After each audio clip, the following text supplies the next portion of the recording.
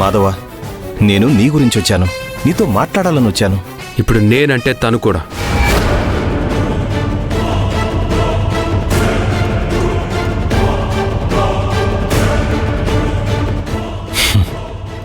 సరే, నీకోసం తన్ని క్షమిస్తాను.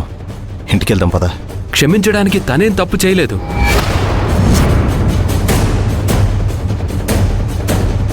ఇప్పుడేంటి, నేను క్షమించమని తనను అడగాలా? అంత అవసరమేం లేదు. నా భార్యని హంతకురాలన్నారుగా, అది తప్పని ఒప్పుకోండి. ఏంట్రా, అమ్మ వాళ్ళ మాటలు కాదనలేక నిన్ను తీసుకెళ్దామని వస్తే నీ ఇంటికి వచ్చాను కదా అని నీ ఇష్టం వచ్చినట్టు మాట్లాడుతున్నావా? నువ్వేం తమ్ముడు కోసం రాలేదు. మీ హోటల్లో వంట మాస్టర్ కావాలి, అందుకేగా వచ్చావు.